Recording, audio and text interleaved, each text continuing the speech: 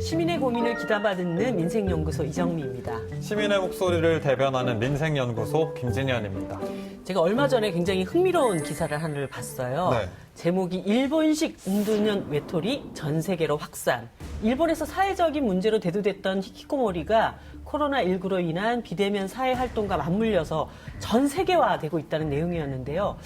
정말 그럴 수도 있겠다 그런 생각이 들더라고요. 네, 맞습니다. 이 히키코모리는 일본어 틀어박히다라는 의미를 지닌 말인데요. 이 포브스는 1990년대 후반 일본에서 나타난 사회적 현상 히키코모리가 팬데믹 이후에 미국, 영국, 프랑스, 한국 등 다른 나라에서도 나타나고 있다고 전했습니다. 더는 우리나라도 예외가 아닌 것 같습니다. 네. 그래서 민생연구소 오늘 주제는 히키코모리, 우리말로 표현하면 은둔형 외톨이에 대한 이야기를 나눠보고자 합니다. 함께 하실 분들을 소개해드려야겠죠. 사회적 기업의 은둔곳으로 활동하고 계시답니다. 우리 유승균님 반갑습니다. 네, 안녕하세요. 네, 그리고 호서대학교 청소년 문화상담학과 김혜원 교수님 모셨습니다. 네, 안녕하세요. 심리상담 전문가 박대령 소장님 자리하셨습니다. 네, 안녕하세요. 반갑습니다. 네, 그런데 그나저나 은둔고수, 정확하게 어떤 분야의 고수이십니까? 말 그대로 은둔의 고수인데요. 기대가 됩니다. 흔히 히키코모리 말씀하셨던 것처럼 은둔형 외톨이로 불리는 사람들이 있어요. 다양한 이유로 사회와의 관계나 고리를 끊고 살아가고 있거든요. 은둔형 외톨이 같은 경우에는 이제 전문가분들도 만나서 발굴하거나 이렇게 초기 방문이 되게 어려워요. 그래서 은둔 고수는 은둔과 극복의 경험이 있는 은둔 N년차 선배들이 활동하는 서포터즈라고 보시면 될 것 같아요. 은둔의 모든 것을 알고 있다. 네, 뭐 어쩌면. 그렇다면 우리 승규 씨도 과거에는 은둔형 외톨이였었나요? 네, 맞아요. 저는 은둔 경력이 약 5년 정도 되는 경력직입니다. 최장으로 집 밖에 한 발자국도 안 나갔던 게 6개월에서 1년? 이런 것들이 간헐적으로 반복돼서 5년이었거든요.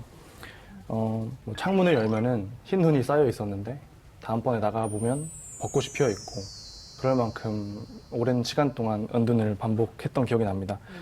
당시에는 유쾌한 경험은 아니었지만 상처받은 치유자로서 다른 사람들을 이제 도울 수 있게 됐어요.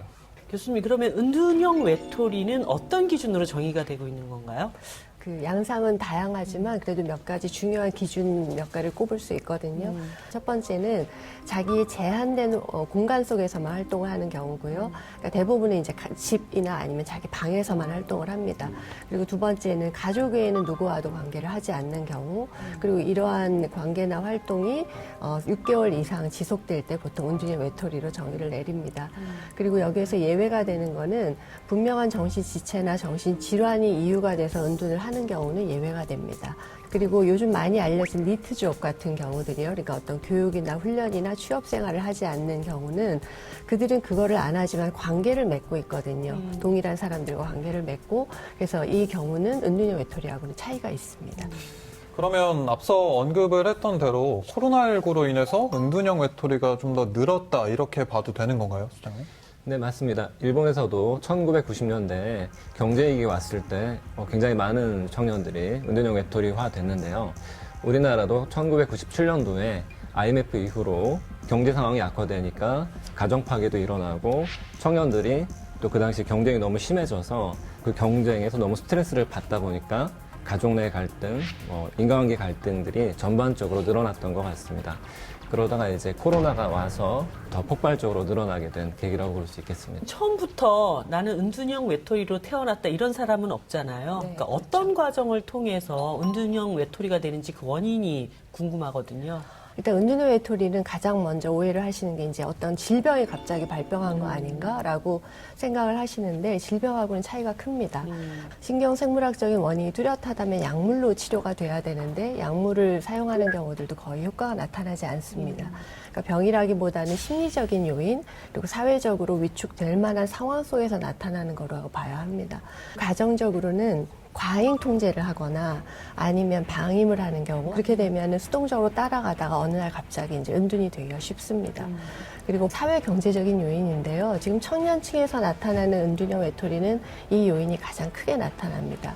지금 청년들의 그 취업률이 너무 힘들고 자기보다 굉장히 화려한 스펙을 가진 선배들이 취업하지 못하는 것들을 보면서 굉장히 위축되고 실패감들을 엄청나게 경험하게 되는 거죠.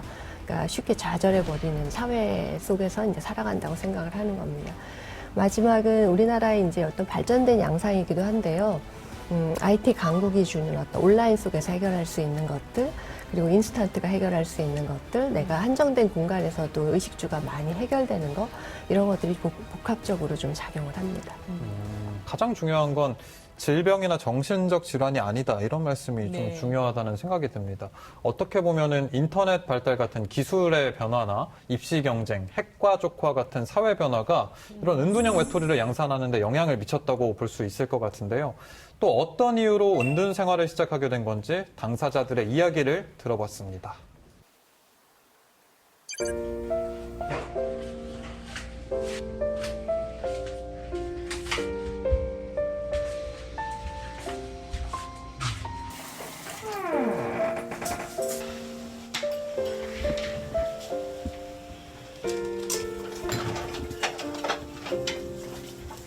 은둔 생활이라고 하죠. 네. 그건 한 몇 년 정도 하셨어요? 몇 개월? 몇 년? 한 6개월 정도. 6개월 은둔 생활. 2년에서 3년 정도는 아예 집 밖에 안 나갔어요. 한 6년 정도 했고요. 그 운전 생활을 했다가 안 했다가 반복을 했거든요. 맨 처음 시작된 게 2001년 겨울이었거든요. 그때 고등학교 1학년 겨울방학 때. 20년.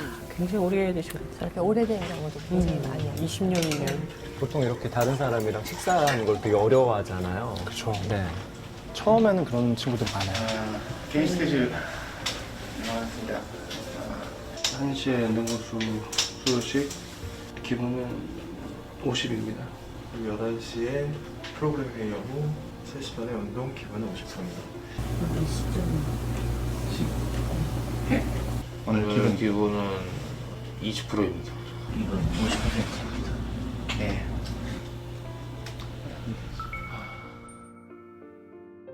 너무 무서운 거예요, 사람이.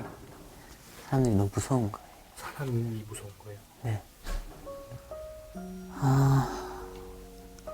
어머니가 강제적으로 대학교 과를 선택해서 약간 보냈거든요, 저를. 근데 정말 하기 싫었어요. 정말 하기 싫어서 딱 다가오니까 나가기 싫더라고요, 되게. 그 이후로 욕도 심하게 하시고 되게 저한테. 어머니가 되게 인성적으로 되게 많이 깎아내리시더라고요. 자존감 쓸모없다고 하고 누나들은 다 잘하는데 너만 왜 못하냐고 계속 그렇게 하고 터진 것 같아요. 그 이후로 그냥 자포자기한 심령이었던 것 같아요. 그래서 그냥 살고 싶지 않았고 계속 죽고 싶다는 생각만 들었고 그냥 무서웠어요. 그냥 저 사람이 날 잡아먹을 것 같다 뭐 이런 생각.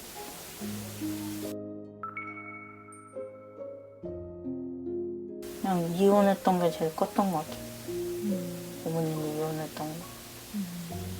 특히 아버지랑 많이 그랬는데 처음에는 끔찍했어요. 맨날 한 방에서 아빠랑 저랑 동생이랑 있어야 되니까 그것도 반지하에 욕도 안 하고 짤지도 않고 그냥 평범한 아빠처럼 했었더라면. 학교에서 괴롭힘을 당했고 어울리지를 못했어요, 애들이랑. 정신적으로 저를 많이 괴롭혔어요. 제가 몸이 많이 왜소하다 보니까 입안했던 과자를 제 얼굴에다 뱉더라고요. 많이 비참했죠. 이유 없었어요. 제가 그 저를 유해의 대상으로 봤던 것 같아요. 재산이라고 생각했어요. 저의 전 재산? 중학교 3학년 때쯤 이제 뭐 인터넷 방송이 막 태동하던 그런 시기였었는데 그런 거에 꿈을 좀 많이 가졌었어요. 그래서 그 활동을 되게 열심히 했었거든요. 주변에 항상 그런 얘기를 하고 다녔거든요. 인터넷 방송을 해야 된다, 뭐 앞으로 어떤 미래가 된다 이런 얘기를. 그요? 3명까지 많이 했어요. 할 거 하고 죽었을 때 어디를 근데 지지받았다고 생각했던 주변 친구들도 너도 정신 차려라, 공부해야지, 거기서 뭐 밥이 나오냐, 뭐가 나오냐, 뭐 이런 얘기를 들었을 때 약간 좀 소신을 갖고 있었다가 그 소신이 깨져버렸어요. 그래서 내가 잘못 살았다를 스스로 인정을 해버리는 순간 은둔이 시작됐어요. 꿈이라는 가장 중요한 가치가 부정당하니까. 깨져버렸다는. 스스로를 이렇게 평가했어요. 가축 같다고. 네. 먹고 그냥 다시 자고 그냥 살찌워서 뭐 내보내는 고기처럼 생각한다고 생각했어요. 네, 가축 같았어요. 계속. 제 삶을 다 놔버린 정도였어가지고요. 방 완전 쓰레기장, 그 유튜브에서 보는 완전 쓰레기장 그런 거 있잖아요. 그런 쓰레기장이었고 소변도 화장실에서 안 봤어요. 그냥 어떤 기초적인 생활을 아예 놔버린 상태로 그 정도 기간을 지냈던 것 같아요. 그냥 하루 종일 잤던 것 같아요. 제대로 먹지도 않고 그냥 배달 음식 시켜 먹고 그냥 혼자 앓는 시간이 되게 많았던 것 같아요. 생각 정리도 안 돼 있고. 밤인가 누구 발소리가 문 밖으로 들렸을 때 되게 철썩 내려앉았거든, 심장이. 너무 떨려서. 발소리만 들렸는데. 네. 그때는 그랬어요. 누가 방에 문고리 살짝 흔들린 걸로 되게 거인반응하고 바로 달려가서 문 막으려고 하고 그랬던 기억도 있어요. 네.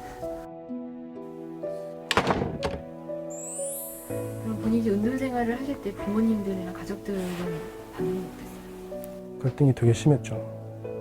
방법을 여러 가지 쓰셨던 것 같아요. 좀 냅둬도 보고 달달 볶아도 보시고. 집안이 난리가 났었어요. 이제 하나밖에 없는 아들이 등교부라고 집에 갇혀 지내니까 어머니가 우셨던 것 같아요.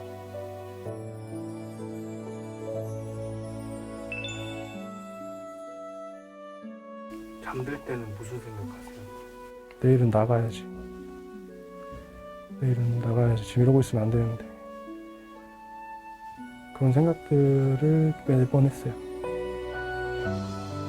이런 생활 안 좋은 거는 아니까 이게 좋지 않다는 거 아니까 근데 그렇다고 뭔가 얘기할 수 있는 그런 상황도 아니고 근데 항상 이대로는 안 되겠다라고 생각은 하고 있었는데 그냥 무시한 채로 살았던 것 같아요.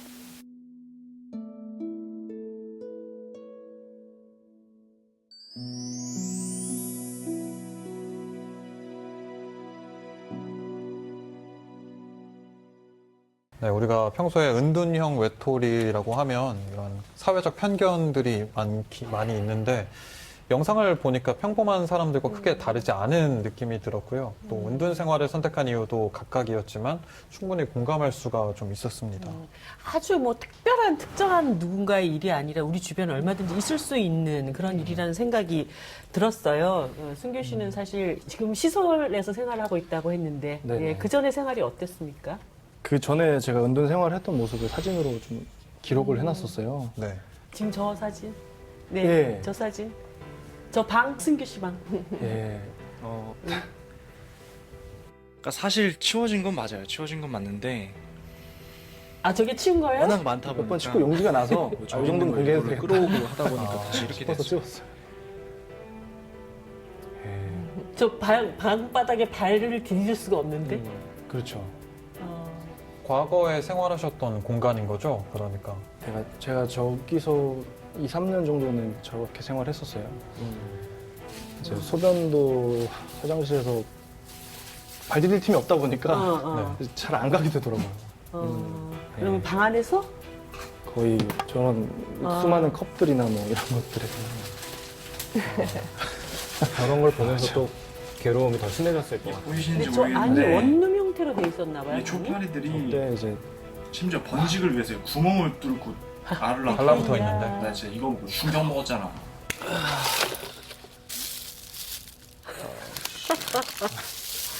여기 좀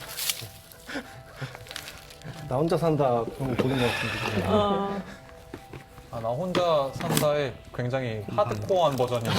그러니까 정말 저 혼자 살았어요. 네, 용기 내서 이렇게 보여주셔서 감사합니다. 아니, 이렇게 건강한 게 용화우. 방에서 지냈는데. 저 때가 진짜 절정이었고 딱 시설에 입소하기 전이었어요. 바로 직전. 제가 지금 29인데요. 저 때가 27살이었어요. 불과 얼마 안 됐을 때였고요. 대단한 용기죠. 이렇게 네. 오픈한다는 게. 저도 감회가 새롭네요. 승규 씨께 다른 감사의 사람 이야기 말씀을 같아요. 그러니까. 전합니다. 근데 저는 궁금한 게 이렇게 고립된 생활을 했을 때에도 네네. 마음이 편치는 않았을 것 같아요. 그 당시에 마음이 좀 어떤 마음이셨는지가 좀 궁금합니다. 제 스스로한테 매일 페널티를 줬어요. 아, 내가 그때 그랬으면 안 됐는데, 그때 이렇게 해서 더 용기를 냈었어야 됐는데, 라던가. 자책을 많이 자책만 했었던 24시간 동안 했던 기억도 있어요. 아, 정말 눈 감고서 눈을 뜨면 이 환경이 보이잖아요.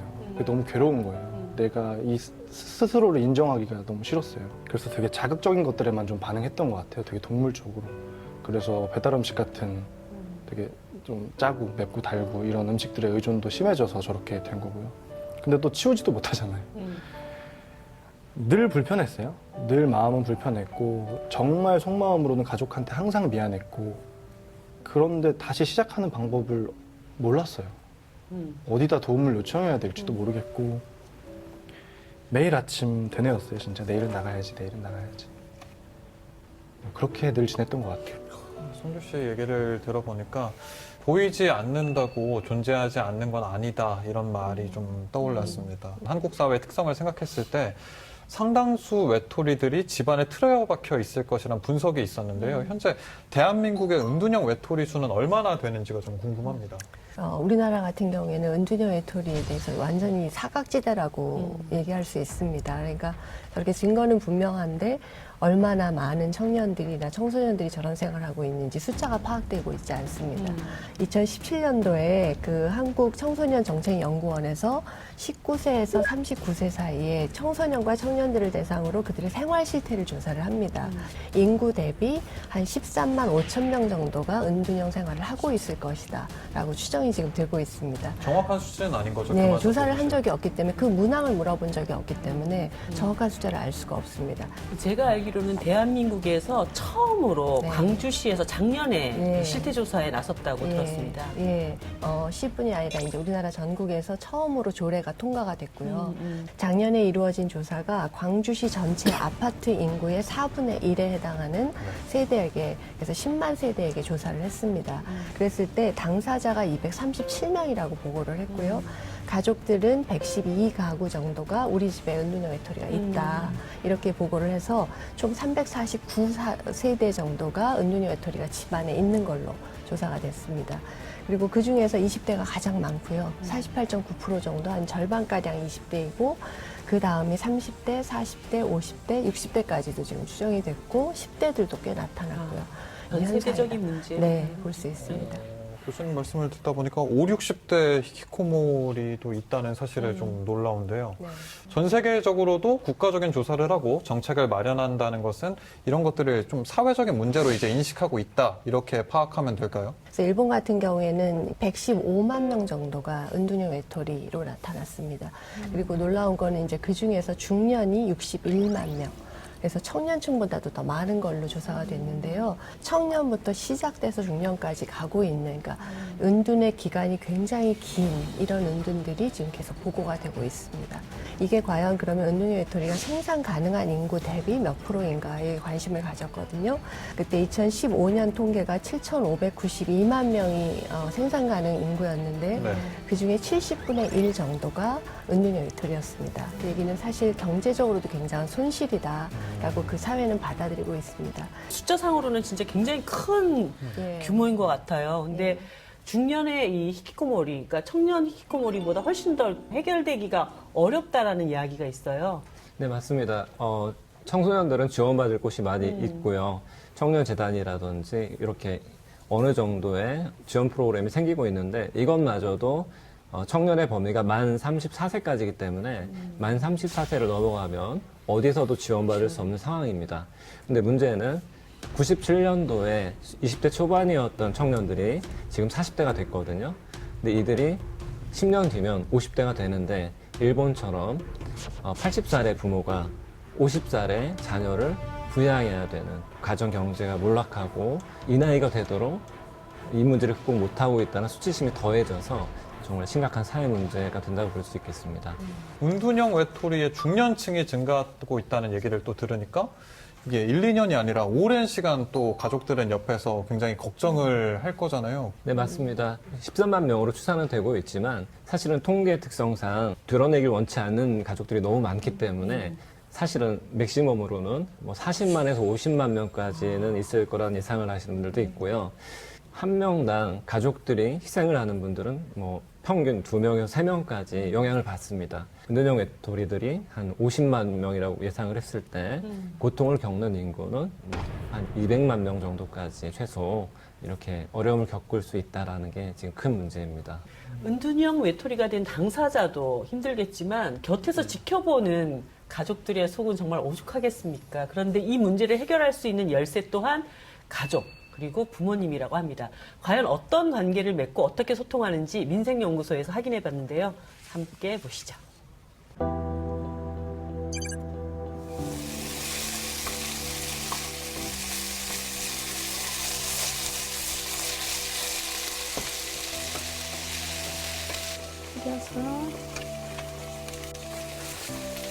좋아하는 거예요? 예. 감자 같은 거 볶아서 주면은 좋아해요.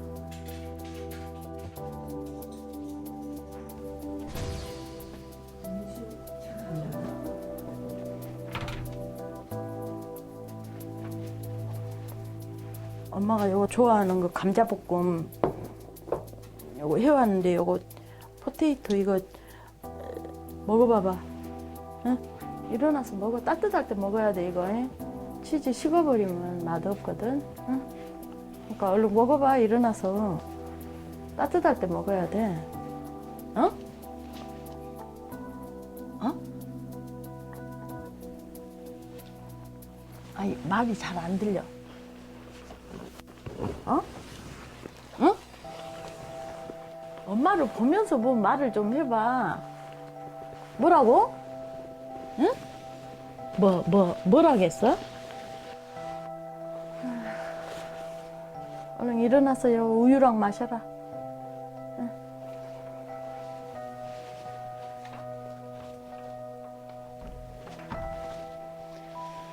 안 나오면 말이라도 이렇게 대화가 되면 좋은데 아예 대화를 안 해버리고 말을 안 해버리니까 속마음도 모르겠고 또 물어보면은 모른대요.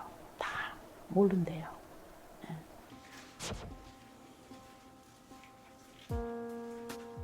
내일은 가서 손 한번 잡아보자. 그냥 밥 먹었어? 한번 해봐. 말로만 그러지 말고 한번 해보라고. 그래갖고 그 꼬리채는 그냥 놔두고 딱 가만히 있으면 성공합니다. 사과 다 먹지? 갖고 나왔어?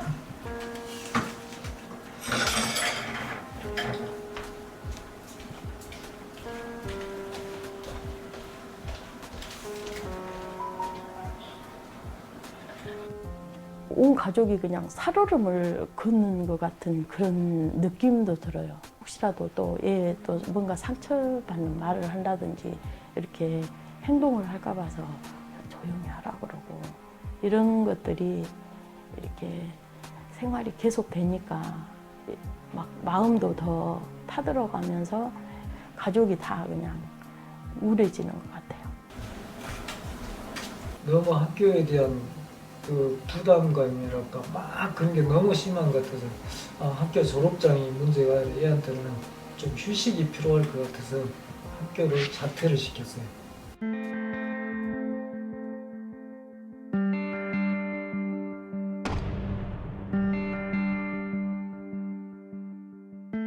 저 방 안에서 이러고 끄집어낼까 뭐 그런 생각했는데 이제 손도 만져보고 전에는 손 만지는 것도 못했어요. 그 싫어하니까 누가 자기 몸을 만지거나 옆에 오는 걸 엄청 싫어하고 그러니까 집에 있는 커튼도 다 치고 살았다니까. 밖에서 누가 내다보고 그런다고.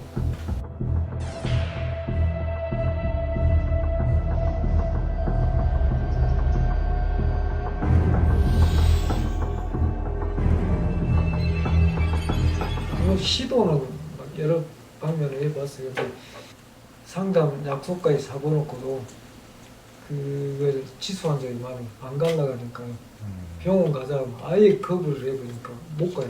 그리고 딱 그만 밖으로 뛰쳐나가 버리는 거예요. 사랑한다 하고 계속 이렇게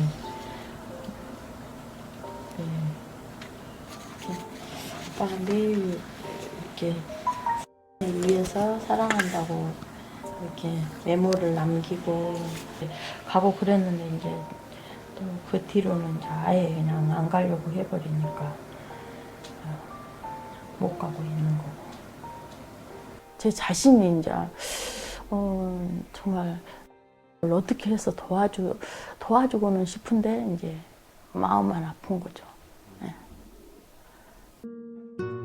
어디서부터 뭐가 잘못됐을까? 너가 왜 이럴까? 너를 어떻게 해야 될까? 얘를 저렇게 놔두고 그냥 바라만 보고 있는 게 힘들죠. 네. 이제 어떤 대책도 없이 그냥 어떤 뭔가 방법도 없이 그냥 바라만 보고 있는 게 저희는 또 어떤 한계가 온 것 같아요. 어떻게 손쓸 방법도 없고 뭘 어떻게 해야 될 줄도 모르겠고. 영상 보는 내내 정말 속상하고 가슴이 좀 먹먹했습니다. 사실 사회와 단절이 된다고 하더라도 가족이 있는 분들이라면 가족과는 연결이 되어 있어야 되잖아요. 그런데 은둔형 외톨이가 되어가는 이런 과정들이 좀 있을 것 같거든요. 어떤 과정들이 있는지 좀 여쭙고 싶습니다. 저희가 예상할 수 있듯이 등교를 거부하는 것부터가 현상으로 많이 나타납니다. 그러니까 집에서 뭐 엄마나 아빠가 나에게 이런 걸 해서 불만이다 이렇게 표현을 한다기보다는 학교를 안 가겠다. 그저 안 간다. 그러면서 이제 이 친구들이 이해를 받지 못한 채 자기도 표현하지 못한 채 그냥 방으로 들어가 버리는 게 이제 두 번째 정도의 단계입니다. 세 번째는 거의 낮과 밤이 바뀐 생활을 거의 대부분의 친구들이 합니다. 원래부터 이러려고 한 건 아니었는데 라고 표현을 하지만 별로 할 것들이 없고 그렇게 됐을 때 이제 부모님들이 강하게 푸시하거나 아니면은 질책하고 아니면은 억지로 끌어서 어느 기관에 집어넣거나 이렇게 되면 이제 가족과의 갈등이 크게 불거집니다. 그때 이제 폭력적인 언행이 나온다거나 그러면서 장기화되는 경우가 너무나 많습니다. 은둔 고수님께서도 많이 접해보셔서 알겠지만 이 부모님한테 공격적으로 되는 케이스 이런 건 어떻게 봐야 됩니까? 저도 좀 공격적이었던 것 같아서 좀 죄송스럽습니다. 저는 저희 지금 부모님이랑 친하다고 생각해요. 근데 제 생각에는 그런 소통의 방식 말고는 방법이 없다. 그것이 자기를 표현하는 방법이라고 생각해서인 것 같아요. 그게 더 심화되다 보면 이제 아예 의사 표현도 안 하는 단계까지 저는 간다고 생각을 하거든요. 이해를 못 한다고 생각하니까. 네. 아니면 다른 프레임 다 벗기고 진짜 있는 그대로의 나를 좀 봐달라라는 호소일 수도 있고요. 그런데 첫 시작은 우발적이었을 거라고 생각을 해요. 저희 은둔고수 고수님들끼리도 워크숍을 했던 적이 있는데 비슷한 주제들이 나왔고 다들 물리적으로나 뭐 언어적으로나 공격적인 성향을 보였던 경험들이 있으셨다고 답변을 하셨어요. 근데 그렇게 행동하면서도 사실은 마음이 편하지 않았다. 그런데 이미 사이는 안 좋고 그렇게까지 장기화돼서 은둔하고 있는데 또 가서 사과도 할 수가 없어요. 그런 점에서 또 더더욱 부모님의 역할이 중요하지 않을까 이런 생각도 드는데요. 방 안에서만 생활하다가 또 부모님의 노력을 통해서 침대 밖으로 나오고 또 방 밖으로 나오는 그래서 조금씩 나아지는 상황으로 가는 경우들도 꽤 있는 것 같습니다. 이런 단계는 어떻게 거치게 되는 건가요? 네, 우선 첫 번째 단계는 굉장히 고립 생활이 심해지고 더 방 안으로 더 숨어드는 단계인데요. 이때 부모님들이 잘못 대처하시는 부분이 너 왜 그러냐?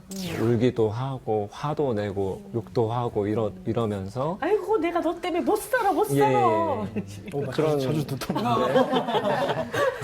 사실은 당사자들은 은둔생활을 하고 싶어서 하는 게 아니라 정말 잘하고 싶은데 어떤 이유로 너무 고통스럽기 때문에 하는 건데 잘하고 싶은데 어떤 야단을 맞으니까 내가 더 못난 것처럼 느껴져서 수치심이 커지거든요. 그러면 더 위축되고 더 무서워져서 역효과가 납니다.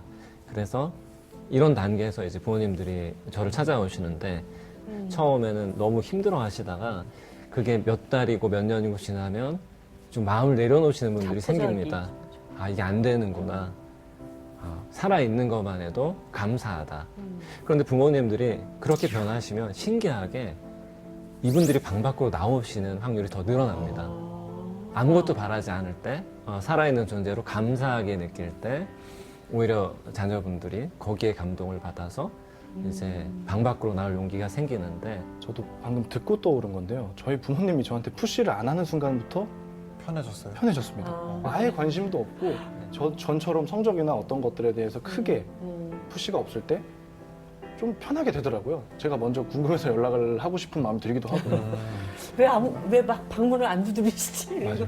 근데 그 당시에는 저희 부모님도 제 사실을 주변에 절대 알리려고 하지 않으셨어요. 뭐 특히 뭐 그게 뭐 자랑이라고 어디다 알리냐. 근데 사실은 저도 제가 집 밖에 나왔던 원인 중에 하나는요, 누구에게 우발적으로 털어놔서 도움을 받았기 때문이거든요.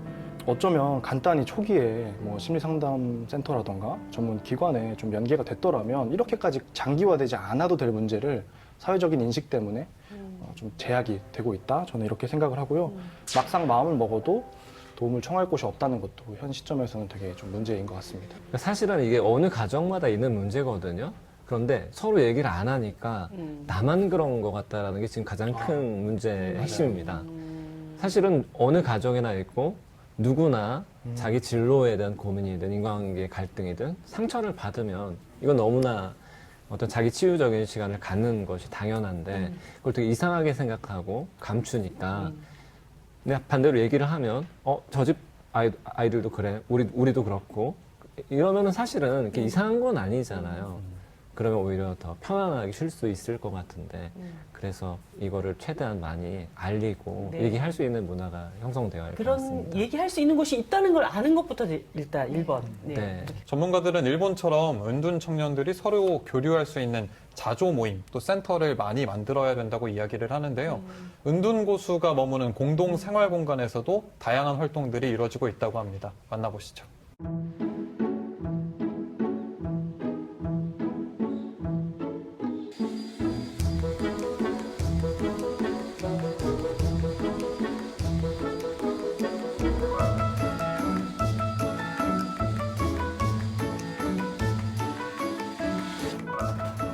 어떻게 보면 기숙사 같은 느낌이 좀 드는데 어떤 분들이 지내는지 이렇게 문 앞에, 방문 앞에 다 붙어 있구나. K2 인터내셔널은 은둔형 외톨이와 사람들과 관계를 만드는 데 어려움이 있다던가 혼자서 자립을 하는데 어려움이 있는 청년들을 도운 일을 하고 있습니다. 여러분들이 막 요리 같은 거 하잖아요, 그렇죠? 저렇게 하면서 이제 조그만 사회로 한 걸음 발돋움을 한 거잖아요.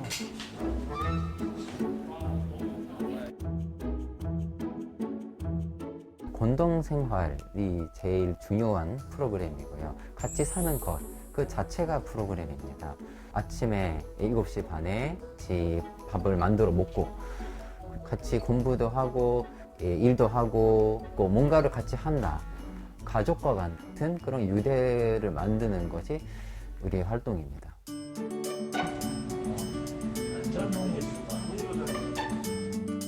좀 은둔 생활이 좀 장기화되고 있었었고 뭐 혼자서 별의별 방법을 다 해봤거든요. 뭐 습관을 바꿔보려고 노력도 해보고 잘 안 되더라고요. 혼자서는. 그래서 혼자서는 안 되겠다라는 생각을 하고부터 오게 된 것 같아요. 그냥 이대로 가면은 진짜로 안 될 것 같아서 공장 같은 데도 나가고 그랬었는데 잘 안 되고 그러니까 마지막으로 해보자 해서 여기다가 연락을 하게 된 거예요.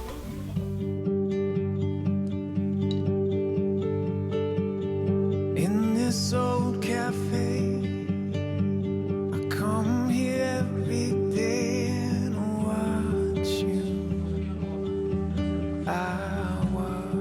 처음부터 모르는 사람끼리 살다 보니까 이런 것도 맞춰야 되고 저런 것도 맞춰야 되고 하다 보니까 연습이 되잖아요. 그렇다 보니까 괜찮아진 것 같아요. 굳이 쓸데없는 평가를 안 하기 때문에 여기서 뭐 제가 평가를 안 한다. 배달 음식을 하루 종일 시켜 먹든 편한 그게 게 설령 중요한 건강해 것 보이지 같아요. 않을 수는 있겠지만 그거에 대해서 눈치 안 봐도 서로 되고. 막 걱정 정도는 해줘도 잘못됐다 이런 평가 안 하고. 내가 틀린 게 아니구나. 비슷하구나.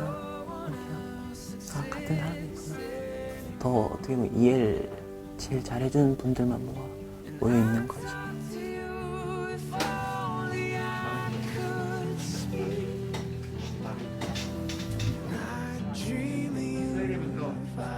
팀 간담회를 한번 해서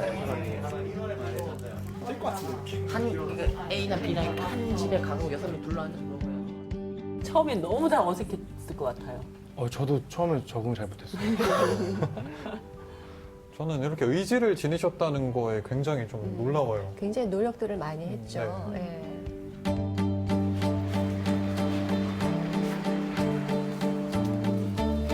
저희 직접 장을 봐서 요리를 직접 하거든요. 네.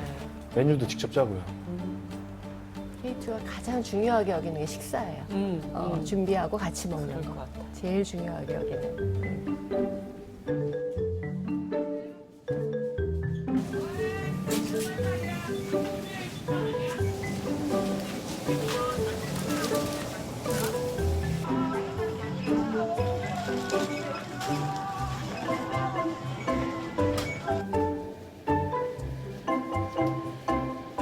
여기 혹시 돼지 갈비 어디에 있나요? 아니 저기요. 네, 감사합니다.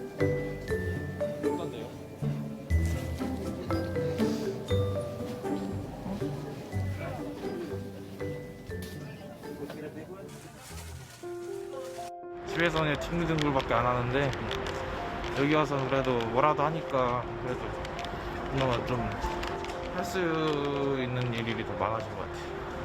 은둔 생활하는 분들한테는 이런 일상적인 생활이 필요한 거죠. 네, 이런 일상적인 규칙적인 생활이 필요하죠. 많이 도움이 되는 거죠. 네. 혼자 잘하는 게 아니라 같이 하는 연습. 네. 맞아요. 요리가 항상 성공하는 것도 아니고요.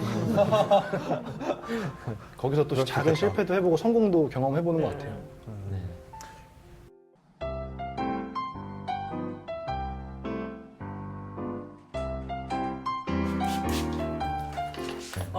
미용. 다들 잘하는 게 하나씩 있더라고요. 실제로 미용사 자격증 갖고 있는 친구예요.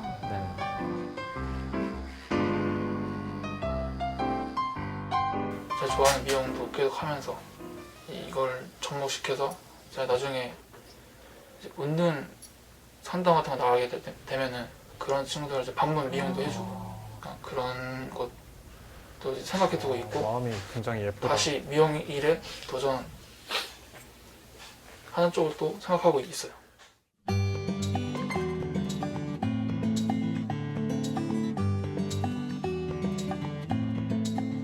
자립이 목표라고도 하는데 저희가 생각하는 자립이라는 말은 고립의 반대말이에요.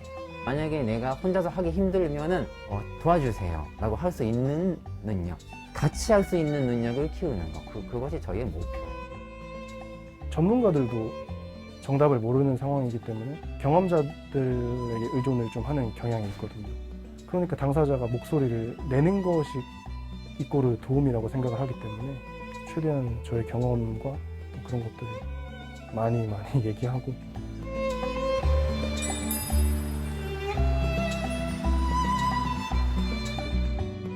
이렇게 오게 된 사연도 다르고 머문 기간도 다르지만 함께 공동생활을 통해서 한 걸음 한 걸음 더 나아가려고 하는 그 모습 딱 보니까 화이팅! 이 얘기가 절로 나오는데요. 국내에도 좀 이런 시설들이 많이 있을까요?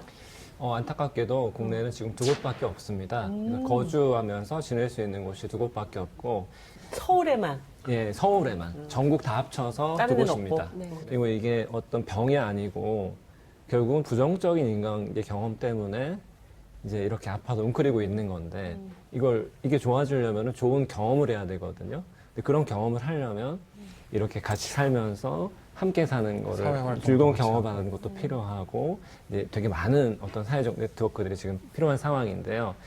안타깝게도 지금은 딱 이렇게 2곳밖에 없어서 너무 안타까운 상황입니다. 네. 은둔 청년들은 방 안에 고립되어 있지만 소통 욕구는 내려놓지 않는다는 것을 영상을 통해서 확실하게 좀 느꼈습니다. 선진국들은 이런 문제에 대해서 어떻게 좀 대처를 하고 있습니까, 교수님? 네, 거듭 말씀드리지만 이 은둔형 외톨이 또는 히키코모리가 일본하고 우리나라에서 지금 굉장히 특징적으로 나타나는 경향이라고 현재는 볼 수 있어요. 특히 사례를 가져올 수 있는 거의 유일한 나라는 일본밖에 없거든요. 일본 같은 경우에는 지금 아예 5년 단위로 주기적으로 통계를 내고 있어요. 그러니까 기본적인 일단 현황 조사가 되지 않으면 아, 이 정도니까 이런 어려움을 겪으니까 이런 지원을 해야 되겠구나의 계획이 세워지지 않거든요. 일본은 그거를 5년 단위로 하면서 지금 그 추이가 어떻게 되는지도 계속 살펴보고 있고 전국 단위로 은둔형 외톨이만을 위한 지원센터나 기관이 계속 세워지고 있습니다. 그러다 보니까 내가 사는 지역에서 가까운 센터를 활용할 수가 있습니다. 거기에서 예방도 미리 할 수 있고 이런 게 전부 지역 단위로 전부 이루어지고 있습니다. 그리고 이게 정부 지원의 베이스로 NGO나 NPO 단체들로 이루어지고 있거든요. 그러니까 비영리 법인으로 이루어지기 때문에 큰 비용이 들지 않는 수요자들은 그걸 활용할 수가 있습니다. 지금 우리나라 같은 경우는 그 기관들이 어쩔 수 없이 다 유료로 움직여지거든요. 그러니까 당사자들은 어디다가 찾아가기도 어렵지만 찾아가서도 지속적인 도움을 받을 수가 없는 거죠. 금전적인 부담이 예, 있으니까. 너무나 어렵습니다. 지금 상태는 정부는 거의 지금 파악하지 못한 상태라고 보는 게 맞습니다. 안전한 환경 그리고 믿을 만한 관계 이것만 있다면 세상을 피해서 도망친 은둔형 외톨이들도 다 밖으로 나올 수 있지 않을까 싶은데요. 만약 어떤 도움의 손길도 없이 스스로 계속 방치된 삶을 살게 되면 어떻게 되는 건가요? 네, 일단 그 은둔형 외톨이 청년 또는 청소년들이 가장 보이는 게 대인 기피죠. 그죠? 또 우리나라가 워낙에 급격하게 변하고 지금 세상이 너무나 빠르게 발전하고 있기 때문에 내가 얼마나 뒤처졌는지를 인식하면 할수록 세상을 더 무섭게 여깁니다.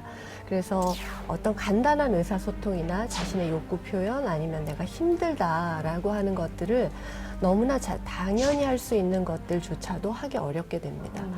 그리고 아까도 표현되었지만 불안하다, 우울하다, 아니면 무섭다 이런 공포 같은 것들 정신건강에도 굉장히 문제들이 생기기 시작을 합니다. 이런 것들을 호소하지만 이제 방법을 알지 못하게 되는 거죠. 그러다 보니까 이렇게 한 건 다 내가 그렇게 한 거야, 내가 자처한 거야 라는 생각으로 굉장히 자책을 많이 합니다. 그러면서 더더욱 세상으로 나가지 못하고요. 그러면서 때로는 아주 많은 경우는 아니지만 자해를 하는 경우도 있고 또 극단적인 선택을 하는 경우들도 간혹 있습니다. 네, 저는 오늘 패널분들의 말씀을 들으면서 은둔형 외톨이의 삶을 사는 분들께서 사회로 나오려는 의지도 굉장히 많은데 그러려면 정부의 대책도 필요하겠다 이런 생각이 좀 많이 들었습니다. 세 분께서 생각하시는 그런 대책은 어떤 것들이 있으면 좋을지 여쭤보고 싶습니다. 제가 재작년에 일본 후쿠오카에 다녀왔었는데요. 정부에서 또 시에서 이렇게 지원하는 성인 지원센터, 아동 지원센터가 있어서 그 지원센터를 중심으로 부모 교육도 이루어지고 또 당사자들 자주 모임 같은 것도 이루어지고 또 필요한 프로그램들이 진행이 됐었던 걸 봤고요. 자립을 훈련할 수 있는 직업의 경험 이런 것들을 부모님들이 운영하는 어떤 사회적 기업 같은 것들도 있었고 그래서 이런 것들이 공익적인 재단과 혹은 국가의 지원 이런 것들이 같이 이렇게 맞물렸을 때 좋은 시스템을 만들 수 있을 거라는 생각이 듭니다.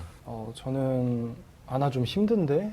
라고 생각이 들면 도움을 요청하는 게 좀 이상하지 않은 사회 분위기가 제일 중요하다고 생각이 듭니다.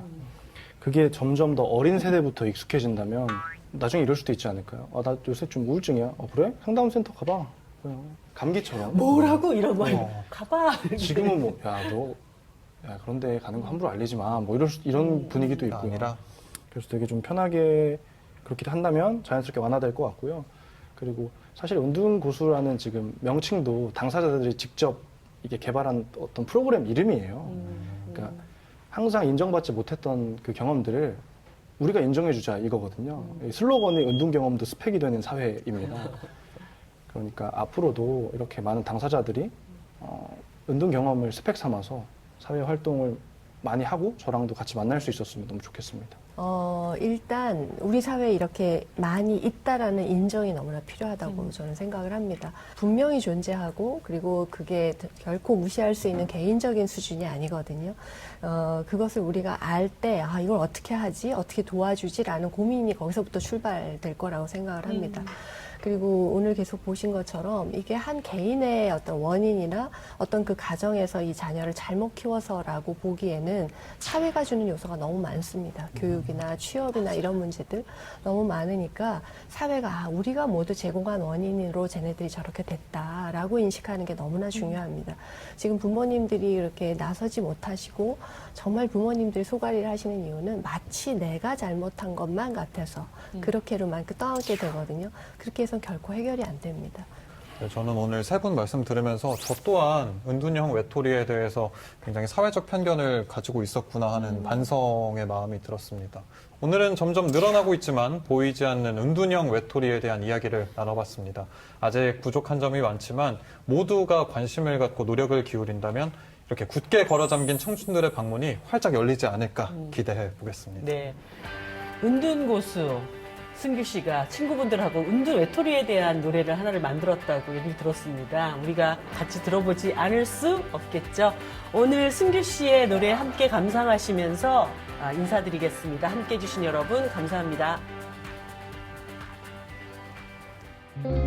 눈을 뜨면 텅 빈 천장 고요한 정막 흐르고 도망갈 길을 찾았지만 결국 미로를 만들었네. 멈춰버린 내 마음 흔들어준 사람들 이제 내가 해줄 수 있는 말 혹시 괜찮다면 물어봐도 될까요? 그대는 어떤 말이 제일 괴로웠나요? 그때 그날에 혼자 어떻게 버텼나요? 아무도 모르게 묵묵히 노력해왔네요. 밖에 나와 보니 햇살이 너무 따뜻하더라고요.